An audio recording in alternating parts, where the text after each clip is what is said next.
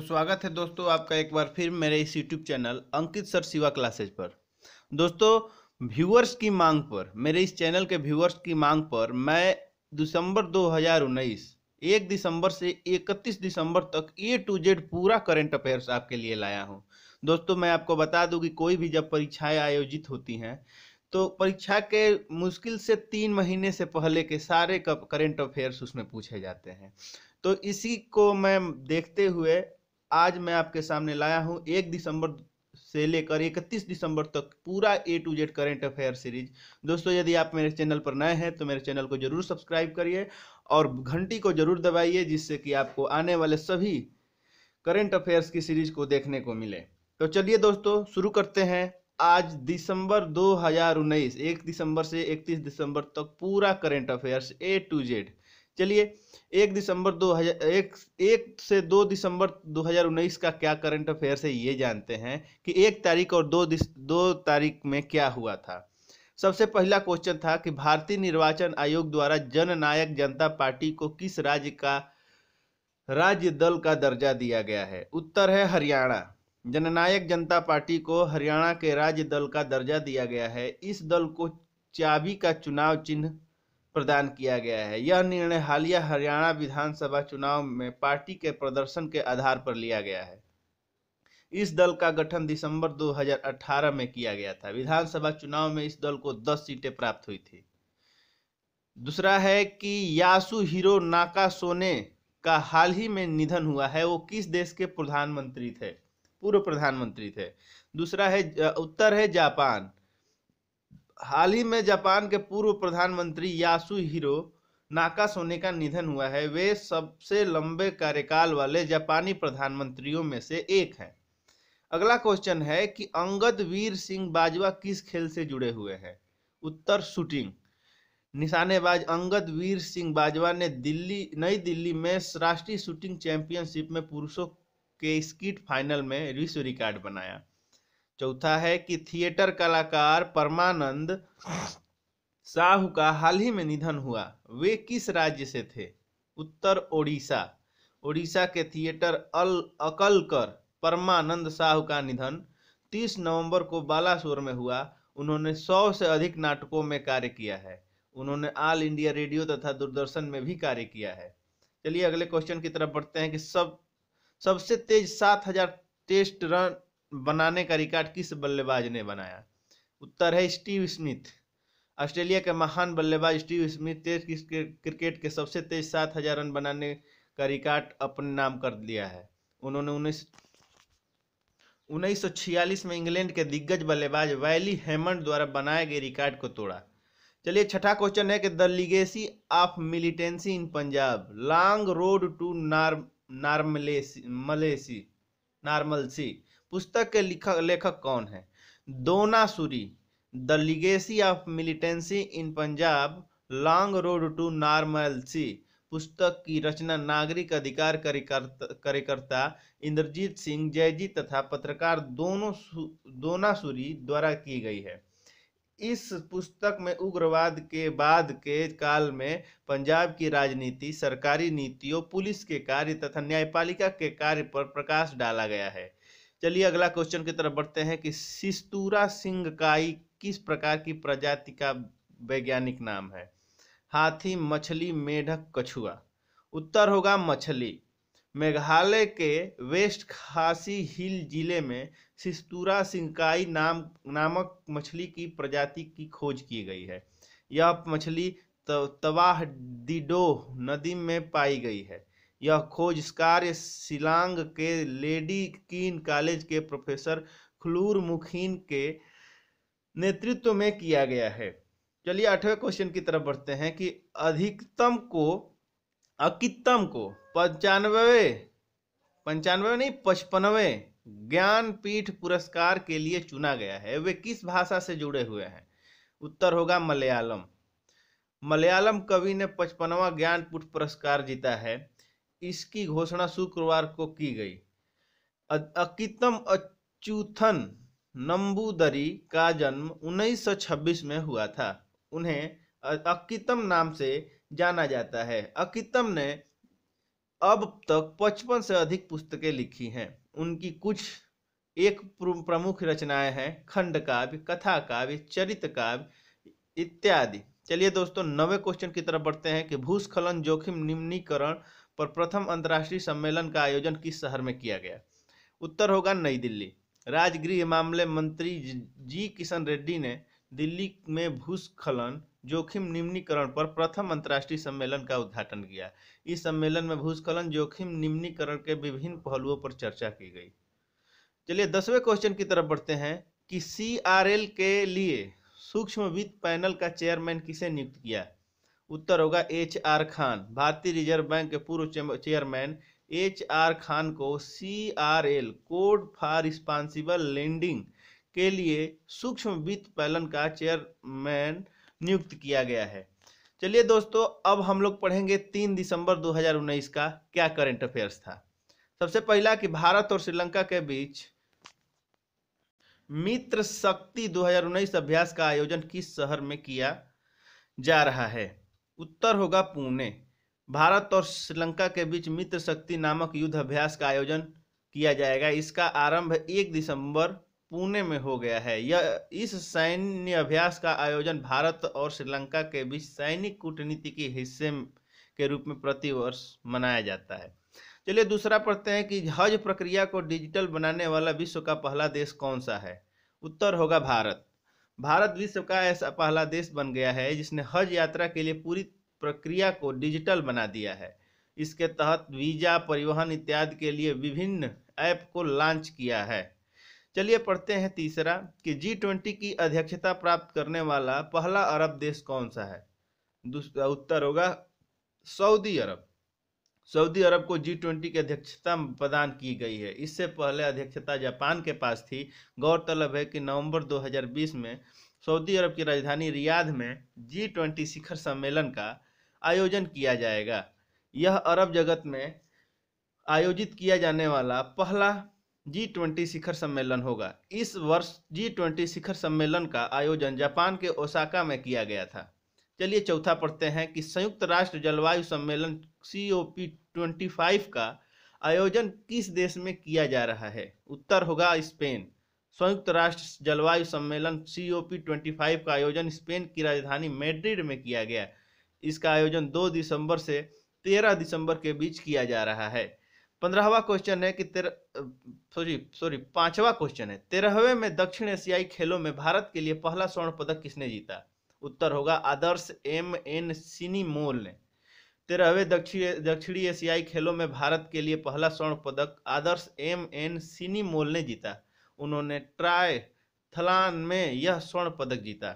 चलिए 16वां क्वेश्चन पढ़ते हैं कि ICC अंडर 19 विश्व कप 2020 में भारत का नेतृत्व किसके द्वारा किया जाएगा? उत्तर होगा प्रियम गर्ग के द्वारा। ICC अंडर 19 विश्व कप 2020 में भारत का नेतृत्व प्रियम गर्ग द्वारा किया जाएगा। चलिए 7वें क्वेश्चन की तरफ बढ़ते हैं। विश्व एड्स दिवस कब मनाया जाता है? उत्तर होगा 1 दिसंबर। प्रतिवर्ष 1 दिसंबर को विश्व एड्स दिवस के रूप में मनाया जाता है। इसका उद्देश्य एड्स रोगों के बारे में जागरूकता फैलाना है। इस दिवस को पहली बार 1988 में मनाया गया था। चलिए आगे चलते हैं 8वें क्वेश्चन की तरफ। शमीम खान किस खेल से जुड़े हुए हैं? उत्तर होगा गोल्फ। शमीम खान ने 2019 केन्सविल ओपन गोल्फ टूर्नामेंट को अपने नाम कर लिया है। वे दिल्ली से हैं। चलिए अगले क्वेश्चन की तरफ बढ़ते हैं कि किस केंद्रीय मंत्रालय ने स्वतंत्र निदेशक डाटा बैंक लॉन्च किया है? उत्तर होगा केंद्रीय कारपोरेट मामले मंत्रालय। हाल ही में केंद्रीय कारपोरेट मामले मंत्रालय ने स्वतंत्र निदेशक डाटा बैंक लॉन्च किया है। इसके द्वारा स्वतंत्र निदेशकों को पंजीकरण में आसानी होगी। 10वां क्वेश्चन है कि भास्कर मेनन का हाल ही में चेन्नई में निधन हुआ। वे किस समाचार एजेंसी के पत्रकार थे? उत्तर होगा PTI। भास्कर मेनन PTI के पत्रकार थे। उनका निधन हाल ही में 87 वर्ष के आयु में चेन्नई में निधन हो गया। चलिए अब पढ़ते हैं 4 से 5 दिसंबर 2019 के बीच का क्या करंट अफेयर्स था। सबसे पहला है कि ग्लोबल माइग्रेशन फिल्म फेस्टिवल का आयोजन किस संगठन द्वारा ढाका में किया जा रहा है? उत्तर होगा IOM। अंतर्राष्ट्रीय प्रवासी संगठन IOM द्वारा यूरोपीय संघ की सहायता से ढाका में ग्लोबल माइग्रेशन फिल्म फेस्टिवल का आयोजन किया जा रहा है। चलिए हम पढ़ते हैं दूसरा। भारत के पहले समुद्री संग्रहालय की स्थापना किस स्थान पर की जाएगी? उत्तर होगा लोथल।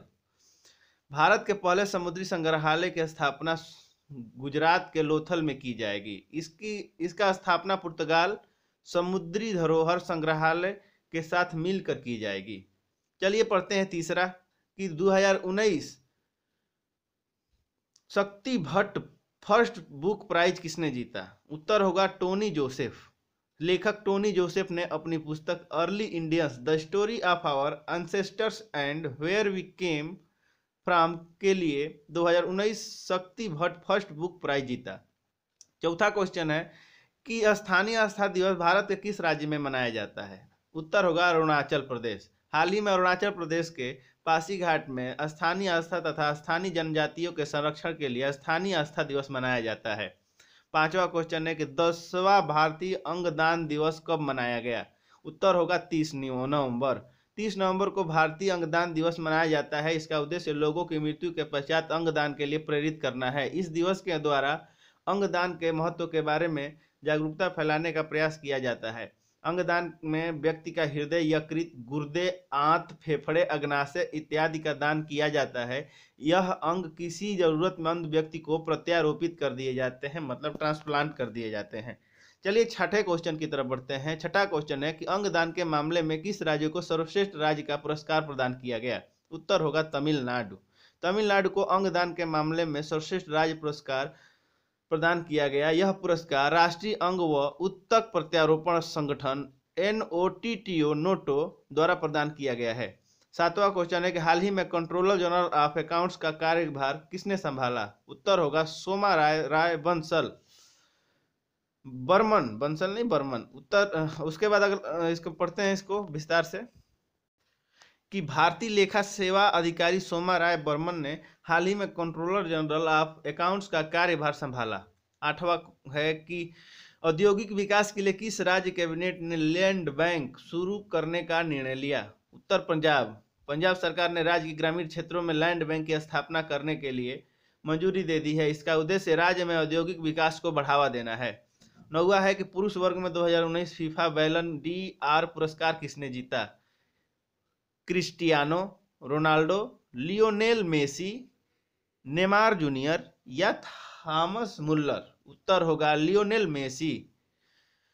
अर्जेंटीना के फुटबॉलर लियोनेल मेसी ने फुटबॉल का प्रतिष्ठित सम्मान बैलन डीआर जीता। यह मेसी का 6वां बैलन डीआर पुरस्कार है। इस पुरस्कार की दौड़ में वर्जिल वान डिक दूसरे तथा क्रिस्टियानो रोनाल्डो तीसरे स्थान पर रहे।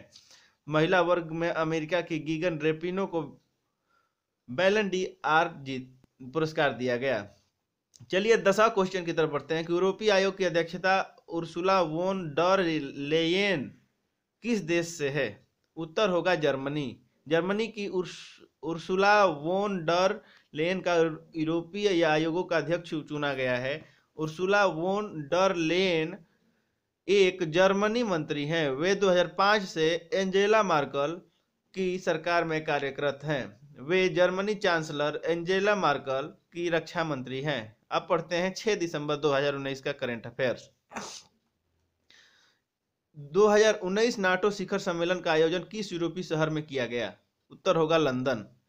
यूनाइटेड किंगडम में नाटो शिखर सम्मेलन का आयोजन 3-4 दिसंबर के दौरान किया जाएगा। इस शिखर सम्मेलन का आयोजन यूनाइटेड किंगडम में किया गया। नाटो की स्थापना 1949 में की गई थी। दूसरा है कि स्विट्जरलैंड में किस प्रथम व्यक्ति को सम्मान में सिक्के जारी किए गए हैं? उत्तर होगा रॉजर फेडरर। महान टेनिस खिलाड़ी रोजर फेडरर के सम्मान में स्विट्जरलैंड में सिक्के जारी किए गए हैं। इसके साथ ही वे ऐसे प्रथम व्यक्ति बन गए हैं जिनके सम्मान में इस प्रकार के सिक्के जारी किए गए हैं। फेडरर के सम्मान में 20 फ्रैंक का चांदी का सिक्का जारी किया गया है। तीसरा क्वेश्चन है कि हाल ही में बॉब विलिस का निधन हुआ। वे किस क्रिकेट टीम के पूर्व कप्तान थे? उत्तर होगा इंग्लैंड। बॉब विलिस इंग्लैंड के क्रिकेट टीम के पूर्व कप्तान तथा तेज गेंदबाज थे। उनका निधन 4 दिसंबर 2019 को हुआ था। उन्होंने अपने 90 टेस्ट मैचों में 325 विकेट लिए हैं। उन्होंने 18 टेस्ट तथा 29 एक दिवसीय मतलब वनडे मैचों में इंग्लैंड को की कप्तानी की है। चलिए चौथा क्वेश्चन की तरफ बढ़ते हैं कि भारत और चीन के बीच हैंड इन हैंड अभ्यास का आयोजन किस शहर में किया जा रहा है। तो इसका उत्तर होगा उमरोई, मेघालय। भारत और चीन के बीच 7 दिसंबर 2019 को हैंड इन हैंड युद्ध का अभ्यास की शुरुआत हुई। यह युद्ध अभ्यास 7 से 10 दिसंबर के बीच आयोजित किया जाएगा। इसका आयोजन शिलोंग के निकट उमरोई में किया जाएगा। पांचवा है कि सीवरेज सेक्टर में भारत के प्रथम HAM प्रोजेक्ट का उद्घाटन किस शहर में किया गया। उत्तर होगा हरिद्वार। उत्तराखंड के हरिद्वार में सीवरेज सेक्टर में भारत के प्रथम HAM प्रोजेक्ट का उद्घाटन किया गया। इस प्लांट का निर्माण hybrid annuity HAM based public private partnership model पर किया गया है। चलिए छठे क्वेश्चन की तरफ बढ़ते हैं। छठा क्वेश्चन है कि चौथे इंडिया वाटर इम्पैक्ट समिट 2019 का आयोजन किस IIT द्वारा किया गया। उत्तर होगा IIT कानपुर। IIT कानपुर के नेतृत्व में जल शक्ति मंत्रालय तथा गंगा नदी बेसिन प्रबंधन केंद्र द्वारा चौथे इंडिया का वाटर इम्पैक्ट समिट 2019 का आयोजन नई दिल्ली में किया गया। चलिए अब चलते हैं सातवें क्वेश्चन की तरफ कि भारत में प्रथम पशु किसान क्रेडिट कार्ड किस राज्य में जारी किए गए। उत्तर होगा हरियाणा। हरियाणा के सिवानी में पशु किसान क्रेडिट कार्ड जारी किए गए। इस योजना के तहत बैंक गाय के लिए 40,783 रुपये तथा भैंस के लिए 60,249 रुपये प्रदान करते हैं। भेड़ और बकरियों के लिए यह राशि 4,063 रुपये है। हरियाणा सरकार ने मार्च 2021 तक 10 लाख पशु किसान क्रेडिट कार्ड जारी करने का लक्ष्य रखा है। 8वां क्वेश्चन है कि भारत का प्रथम ईट राइट स्टेशन किस रेलवे स्टेशन को प्रमाणित किया गया है। उत्तर होगा Mumbai central terminal. Mumbai central terminus को भारत का प्रथम eat right station railway station को प्रमाणित किया गया है। यह प्रमाणीकरण FSSAI द्वारा किया गया है। 9वां क्वेश्चन है कि किस क्रिकेट टीम में 2019 MCC CMJ spirit of cricket award जीता। उत्तर होगा न्यूजीलैंड क्रिकेट टीम में 2019 MCC CMJ spirit of cricket award जीता। इस पुरस्कार की शुरुआत 2013 में मेरीलीबोन क्रिकेट क्लब द्वारा की गई थी। न्यूजीलैंड को यह सम्मान क्रिकेट विश्व कप 2019 के फाइनल में बेहतरीन प्रदर्शन के लिए दिया गया है। चलिए 10वां क्वेश्चन है कि विश्व मृदा दिवस 2019 की थीम क्या है। उत्तर होगा stop soil erosion save our future. प्रतिवर्ष 5 दिसंबर को विश्व मृदा दिवस के रूप में मनाया जाता है। इस दिवस को खाद्य व कृषि संगठन द्वारा मनाया जाता है। इस वर्ष विश्व मृदा दिवस की थीम इस वर्ष का जो थीम है मृदा दिवस की थीम जो है मृदा प्रदूषण रोको है। चलिए हम लोग जानते हैं 7 से 8 दिसंबर 2019 के बीच क्या घटनाएं घटित हुई। सबसे पहला होगा कि भारत हाल ही में अबरदीन पुलिस स्टेशन को देश का सर्वश्रेष्ठ पुलिस स्टेशन चुना गया। यह किस राज्य अथवा केंद्र शासित प्रदेश में स्थित है। उत्तर होगा अंडमान व निकोबार द्वीप समूह। अंडमान का निकोबार द्वीप समूह के अबरदीन पुलिस स्टेशन को देश का सर्वश्रेष्ठ पुलिस स्टेशन चुना गया है। इस सूची में दूसरे स्थान पर गुजरात का बालचिनोर पुलिस स्टेशन तथा तीसरे स्थान पर मध्य प्रदेश का अजक बुरहानपुर पुलिस स्टेशन है। चलिए दूसरे क्वेश्चन की तरफ बढ़ते हैं। दूसरा क्वेश्चन है कि किस राज्य सरकार ने एंटी डिप्रीडेशन स्क्वाड लॉन्च किए हैं। उत्तर होगा असम। असम सरकार ने राज्य में एंटी डिप्रीडेशन स्क्वाड लॉन्च किए हैं। इसका उद्देश्य मानव वन्य जीवों में होने वाले संघर्षों को कम करना है। तीसरा है कि 2019 हिंदुस्तान टाइम्स लीडरशिप समिट की थीम क्या है। उत्तर होगा conversations for a better tomorrow. 2019 Hindustan times leadership summit का आयोजन 6 से 7 दिसंबर के दौरान नई दिल्ली में किया गया। इसकी theme conversations for a better tomorrow थी। चौथा क्वेश्चन है कि अंतर्राष्ट्रीय नागरिक विमानन दिवस कब मनाया जाता है? उत्तर होगा 7 दिसंबर। प्रति वर्ष 7 दिसंबर को अंतर्राष्ट्रीय नागरिक विमानन दिवस मनाया जाता है। इसका उद्देश्य सामाजिक व आर्थिक विकास के लिए अंतर्राष्ट्रीय नागरिक विमानन के महत्व के बारे में जागरूकता फैलाना है। पांचवें क्वेश्चन की तरफ बढ़ते हैं। पांचवा क्वेश्चन है कि हाल ही में भवानी मुखर्जी का निधन हुआ, वे किस खेल के पूर्व मुख्य कोच थे?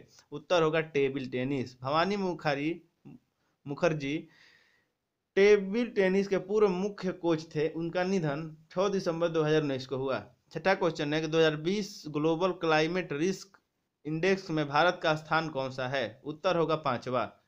हाल ही में जर्मन वॉच नामक पर्यावरण थिंक टैंक ने 2020 ग्लोबल क्लाइमेट रिस्क इंडेक्स जारी किया। इस सूचकांक में जलवायु परिवर्तन को सर्वाधिक प्रभावित देशों की सूची तैयार की गई है। इसमें जापान को प्रथम स्थान प्राप्त हुआ है। इस सूचकांक में भारत को 5वां स्थान प्राप्त हुआ है। भारत को पिछले वर्ष कई चक्रवातों का सामना करना पड़ा था।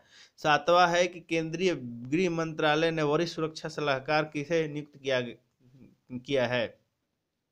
के विजय कुमार। 1975 में भारतीय पुलिस सेवा अधिकारी के विजय कुमार को केंद्रीय गृह मंत्रालय में वरिष्ठ सुरक्षा सलाहकार नियुक्त किया गया है। वे गृह मंत्रालय को जम्मू कश्मीर तथा लेफ्ट विंग उग्रवाद को प्रभावित राज्यों के संदर्भ में सलाह देने का कार्य करेंगे।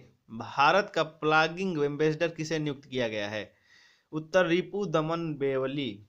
केंद्रीय खेल व युवा मामले मंत्री किरेन रिजिजू ने रिपु दमन बेवली को भारत का प्लागिंग एम्बेसडर नामित किया। रिपु दमन बेवली को प्लाग मैन ऑफ इंडिया भी कहा जाता है। रिपु दमन बेवली को ने 2017 में प्लानिंग शुरू की। उन्होंने 2 महीने में अपने टीम के साथ मिलकर 50 शहरों में 1000 किलोमीटर की प्लागिंग दूरी तय की तथा 2.7 टन कूड़ा एकत्रित किया।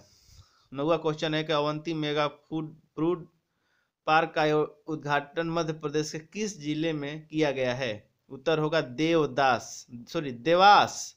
केंद्रीय मंत्री हरसिमरत कौर बादल ने मध्य प्रदेश के देवास में अवंती मेगा फूड पार्क का उद्घाटन किया। यह मध्य भारत में पहला फूड पार्क है। यह मेगा फूड पार्क 51 एकड़ के क्षेत्र में फैला हुआ है। इसका निर्माण 150 करोड़ रुपए की लागत से किया गया है। यह मेगा फूड पार्क से लगभग 5000 स्थानीय लोगों को रोजगार मिलने की उम्मीद है। इस पार्क में चना, गेहूं, सोयाबीन, सब्जी तथा अन्य अनाजों की प्रोसेस किया जाएगा। इसके अलावा आगार, इंदौर, धार का उज्जैन में वेयर हाउस खोले जाएंगे।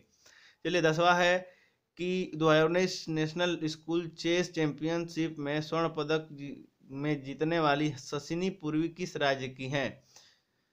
उत्तर होगा कर्नाटक। कर्नाटक की शशिनी पूर्वी ने 2019 नेशनल स्कूल चेस चैंपियनशिप में स्वर्ण पदक जीता है, जबकि 6 वर्षीय मायरा सचदेव ने रजत पदक जीता है। दोस्तों अब चलते हैं 9 दिसंबर की तरफ। दोस्तों ये थोड़ा लंबा जरूर हो रहा है, लेकिन यदि आप इसको पूरा पढ़ गए तो आपको दिसंबर के करंट अफेयर्स को एक भी पॉइंट छूटेगा नहीं। चलिए पढ़ते हैं 9 दिसंबर का पहला क्वेश्चन कि जोजी बिनी तुरंजी हाल ही में मिस यूनिवर्स 2019 बनी, वे किस देश से हैं? उत्तर दक्षिण Africa. Miss south Africa Joji बिनी तुंजी ने मिस यूनिवर्स 2019 का खिताब जीता है। 26 वर्षीय जोजी बिनी तुंजी को पिछले वर्ष की विजेता कैथरीना एलिसा ग्रे ने ताज पहनाया। चलिए अगला क्वेश्चन है कि विश्व का सबसे युवा प्रधानमंत्री सना मारिन किस देश से हैं? उत्तर फिनलैंड। फिनलैंड की सना मारिन विश्व के सबसे युवा कार्यशील प्रधानमंत्री बन गई हैं। फिनलैंड की सोशल डेमोक्रेटिक पार्टी ने उन्हें प्रधानमंत्री पद के लिए चुना है। वे मात्र 34 वर्ष की हैं। अगला क्वेश्चन है भारत को नेशनल फिल्म अवार्ड्स में 2018 के लिए सर्वश्रेष्ठ निर्देशक का अवार्ड किसने जीता? तो उत्तर होगा मुस्ताफिजुर रहमान मानिक को जन्नत फिल्म के लिए सर्वश्रेष्ठ निर्देशक का अवार्ड प्रदान किया गया है। चौथा क्वेश्चन है कि ERMS की राष्ट्रीय खेल प्रतिस्पर्धा का आयोजन मध्य प्रदेश के किस शहर में किया जा रहा है? उत्तर होगा Bhopal. ERMS Eklavya model residential school की राष्ट्रीय खेल प्रतिस्पर्धा का आयोजन मध्य प्रदेश के भोपाल में किया जा रहा है। इसमें 20 राज्यों से लगभग 4500 खिलाड़ी हिस्सा ले रहे हैं। पांचवा क्वेश्चन है, ह्यूमन लाइब्रेरी का मुख्यालय कहाँ स्थित है? उत्तर होगा कोपेनहेगन, डेनमार्क। हाल ही में कर्नाटक के मैसूरू में ह्यूमन लाइब्रेरी इवेंट का आयोजन किया गया। इस कंसेप्ट की शुरुआत 2000 में कोपेनहेगन में हुई थी। भारत में हैदराबाद, मुंबई, दिल्ली, बेंगलुरु जैसे बड़े शहरों में ह्यूमन लाइब्रेरी का कंसेप्ट मौजूद है। छठवां क्वेश्चन है कि हाल ही में राज्यसभा के किस जनजातीय भाषा को पहली बार उपयोग किया गया? उत्तर होगा संथाली। हाल ही में राज्यसभा में पहली बार संथाली भाषा का उपयोग किया गया। बीजेडी सांसद सरोजनी हेबराम ने संथाली भाषा में अपने मत को राज्यसभा में रखा। उन्होंने संथाली भाषा की ओल चिकी लिपि शुरू करने वाले पंडित रघुनाथ मुर्मू के लिए भारत रत्न की मांग की। सातवां क्वेश्चन है कि भारतीय महिला वॉलीबॉल टीम ने 13वें दक्षिण एशियाई खेलों में किस टीम को हराकर स्वर्ण पदक जीता है? उत्तर होगा नेपाल। भारतीय महिला वॉलीबॉल टीम ने 13वें दक्षिण एशियाई खेलों में मेजबान नेपाल को हराकर स्वर्ण पदक अपने नाम कर लिया है। अब तक भारत ने कुल 252 पदक जीते हैं, जिसमें 132 स्वर्ण पदक शामिल हैं। आठवां क्वेश्चन है कि आर प्रज्ञानंद किस खेल के साथ जुड़े हुए हैं? उत्तर होगा शतरंज। आर प्रज्ञानंद ने लंदन चेस क्लासिक में FID फाइट को ओपन कैटेगरी का खिताब जीता है। यह इस खिताब को जीतने वाले चौथे सबसे युवा ग्रैंड मास्टर हैं।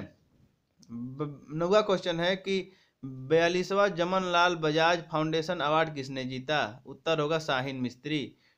टीच फॉर इंडिया के शाहीन मिस्त्री ने 42वां जमनलाल बजाज फाउंडेशन अवार्ड जीता। यह पुरस्कार मानवीय तथा सामाजिक कार्य के लिए प्रदान किया जाता है। शाहीन मिस्त्री ने सभी बच्चों को शिक्षा प्रदान करने के लिए टीचर फॉर इंडिया की स्थापना की। अंतर्राष्ट्रीय भ्रष्टाचार विरोधी दिवस 2019 का थीम क्या है? उत्तर होगा भ्रष्टाचार के विरुद्ध एकजुट। प्रतिवर्ष विश्व भर में 9 दिसंबर को अंतर्राष्ट्रीय भ्रष्टाचार विरोधी दिवस के रूप में मनाया जाता है। इसका उद्देश्य भ्रष्टाचार के विरुद्ध जागरूकता को फैलाना है। तो ये था आज। अब पढ़ेंगे 10 से 11 दिसंबर 19 का करंट अफेयर्स।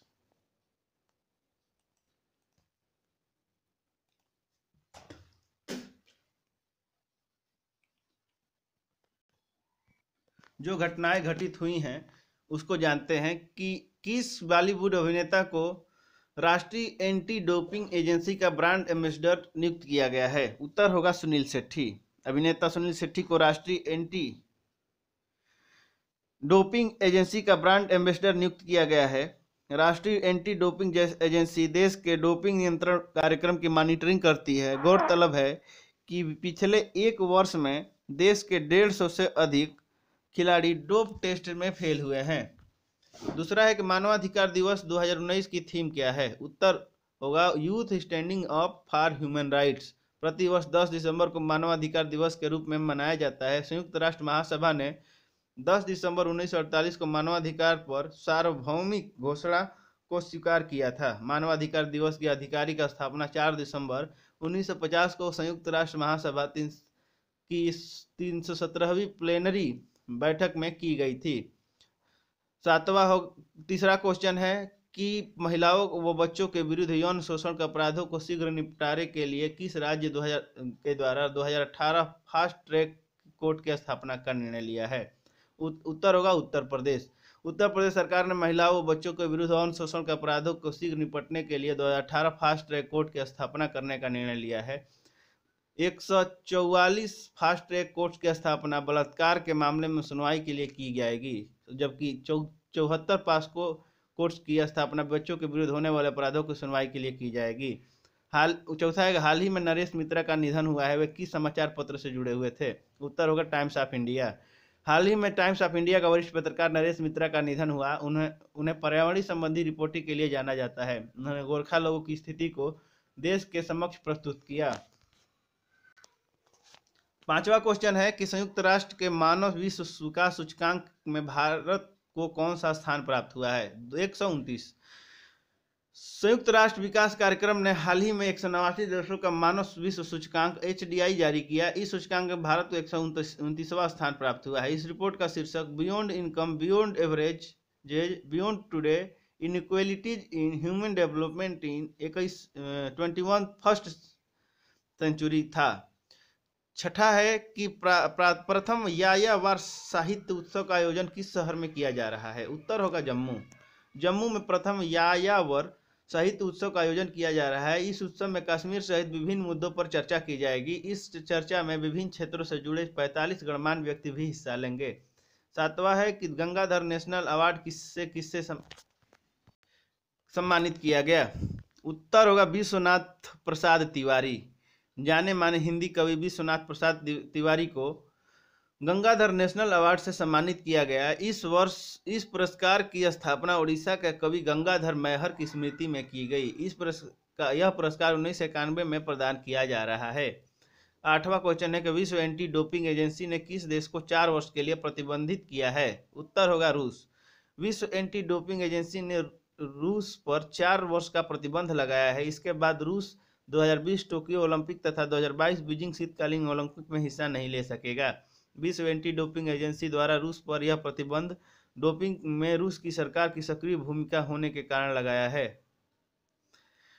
9वां क्वेश्चन है कि भारत और किस देश के बीच तटीय शिपिंग समझौते के तहत मोंगला और चट्टोग्राम को पोर्ट्स ऑफ कॉल घोषित किया गया है? उत्तर होगा बांग्लादेश। भारत और बांग्लादेश के बीच तटीय शिपिंग समझौते के तहत मोंगला और चट्टोग्राम को पोर्ट्स ऑफ कॉल घोषित किया गया है। इससे वस्तुओं की आवाजाही में वृद्धि होगी। 10वां क्वेश्चन है कि डची फैट 13 उपग्रह किस देश से संबंधित है? उत्तर होगा इजराइल। डची फैट 3 उपग्रह का विकास इजराइल के स्कूली छात्रों द्वारा किया गया है। यह एक पृथ्वी पर्यवेक्षण उपग्रह है। इस उपग्रह का आकार 10x10x30 सेंटीमीटर 3U है, जबकि इसका भार 2.3 किलोमीटर है। इस किलोग्राम है, सॉरी मैं जल्दीबाजी में मुंह से बोला गया, सॉरी दोस्तों। इस उपग्रह को इसरो द्वारा PSLV C48 द्वारा 11 दिसंबर को लॉन्च किया जाएगा। चलिए जानते हैं 12 दिसंबर का क्या था घटनाएं। रीसैट 2BR1 उपग्रह को किस लॉन्च व्हीकल की सहायता से लॉन्च किया गया? उत्तर होगा PSLV C48। भारतीय अंतरिक्ष अनुसंधान संगठन इसरो ने रीसैट 2BR1 नामक उपग्रह को श्रीहरिकोटा से सफलतापूर्वक लॉन्च किया। यह SDSC SHAR Satish Dhawan space centre R Sriharikota range से किया जाने वाला 75वां लॉन्च था, जबकि यह PSLV का 50वां लॉन्च था। इस उपग्रह को PSLV C48 द्वारा लॉन्च किया गया। इस लॉन्च व्हीकल में रीसैट 2BR1 के अलावा 9 कमर्शियल सैटेलाइट भी प्रक्षेपित किए गए। यह रीसैट श्रृंखला का दूसरा उपग्रह है। पहले उपग्रह को इसी वर्ष लॉन्च किया गया था। चलिए अगला है कि दूसरा है कि इंडिया स्किल्स रिपोर्ट 2019 रोजगार हासिल करने की क्षमता में पहले स्थान पर कौन सा राज्य है? उत्तर होगा महाराष्ट्र। हाल ही में इंडिया स्किल्स रिपोर्ट 2019 की 2019-20 जारी की गई। इस रिपोर्ट के मुताबिक रोजगार हासिल करने की क्षमता में पहले स्थान पर महाराष्ट्र है। इस सूची में महाराष्ट्र के बाद तमिलनाडु और उत्तर प्रदेश का स्थान है। शहरों के मामले में रोजगार हासिल करने की क्षमता में मुंबई सबसे आगे है। तीसरा, द्रज पुल किस राज्य तथा केंद्र शासित प्रदेश में स्थित है? उत्तर होगा जम्मू कश्मीर। जम्मू कश्मीर में लेफ्टिनेंट गवर्नर गिरीश चंद्र मुर्मू ने हाल ही में जम्मू कश्मीर के राजौरी में द्रज पुल का उद्घाटन किया। यह पुल सैन्य आयोग तथा जम्मू कश्मीर के राजौरी जिले के सामाजिक आर्थिक विकास के लिए आवश्यक है। इस पुल की सहायता से किसी भी मौसम में सैनिकों तथा स्थानीय लोगों की आवाजाही संभव हो सकेगी। चौथा क्वेश्चन है कि केंद्र सरकार ने किस एयरपोर्ट में पार्किंग के लिए फास्टैग को पायलट बेसिस पर लॉन्च किया है? उत्तर होगा हैदराबाद। केंद्रीय सड़क परिवहन का उच्च मार्ग मंत्रालय ने हैदराबाद एयरपोर्ट में पार्किंग के लिए फास्टैग को पायलट बेसिस पर लॉन्च किया है। इसे फास्ट टैग 2.0 कहा जा रहा है। इसके द्वारा पार्किंग भुगतान तथा इंजन के लिए भी भुगतान किया जा सकता है। हैदराबाद एयरपोर्ट के बाद इस पहल को दिल्ली एयरपोर्ट में लॉन्च किया जाएगा। पांचवा होगा कि 150 रणजी मैच खेलने वाले पहले भारतीय खिलाड़ी कौन बने। उत्तर होगा वसीम जाफर। वसीम जाफर 150 रणजी मैच खेलने वाले पहले खिलाड़ी बन गए हैं। वे फर्स्ट क्लास क्रिकेट में 20,000 रन पूरा करने से मात्र 853 रन दूर हैं। उन्होंने भारत के लिए 31 टेस्ट तथा 2 ओडीआई मैच खेले हैं। छठा है कि इंद्र अभ्यास का आयोजन किन 2 देशों के बीच किया जा रहा है। उत्तर होगा भारत और रूस। भारत और रूस के बीच इंद्र अभ्यास का आयोजन 10 से 19 दिसंबर के दौरान किया जा रहा है। इस अभ्यास के उद्घाटन समारोह का आयोजन उत्तर प्रदेश के बबीना में किया गया। इस युद्ध अभ्यास का उद्देश्य दोनों देशों की सेनाओं के बीच इंटरऑपरेबिलिटी को बढ़ावा देना तथा समुद्री सुरक्षा ऑपरेशन के संबंध में आपसी समझ को विकसित करना था। 7वां क्वेश्चन है कि नानावती मेहता आयोग किस राज्य सरकार से संबंधित है। उत्तर होगा गुजरात। हाल ही में गुजरात विधानसभा में 2002 के गुजरात दंगों पर जस्टिस नानावती मेहता आयोग की रिपोर्ट को प्रस्तुत किया गया। इस आयोग ने गुजरात के तत्कालीन मुख्यमंत्री नरेंद्र मोदी को क्लीन चिट दी है। अब चलते हैं आगे की तरफ। बार कोड के आविष्कारक जॉर्ज लॉरेर का हाल ही में निधन हुआ। वे किस देश से थे। अब उत्तर होगा अमेरिका। अमेरिका इंजीनियर जॉर्ज लॉरेर ने बार कोड का आविष्कार किया था। वे IBM के इलेक्ट्रिकल इंजीनियर के रूप में कार्य करते हैं। उस दौरान उन्होंने बार कोड के विकास के कार्य का नेतृत्व किया। 9वां है कि गुलू मीरचंदानी ने हाल ही में CEAMA life time achievement award जीता। वे किस कंपनी के संस्थापक है। उत्तर होगा मिर्क इलेक्ट्रॉनिक्स लिमिटेड ओनिडा। हाल ही में MIRC इलेक्ट्रॉनिक्स लिमिटेड ओनिडा के संस्थापक गुलू मीरचंदानी को CEAMA life time achievement award से सम्मानित किया गया। उन्हें यह अवार्ड राज्य वित्त व कॉरपोरेट मामले मंत्री अनुराग ठाकुर द्वारा प्रदान किया गया। 10वां क्वेश्चन है कि 6वीं इंडियन ओशियन डायलॉग तथा दिल्ली डायलॉग 11 का आयोजन किस शहर में किया जाएगा। उत्तर होगा नई दिल्ली।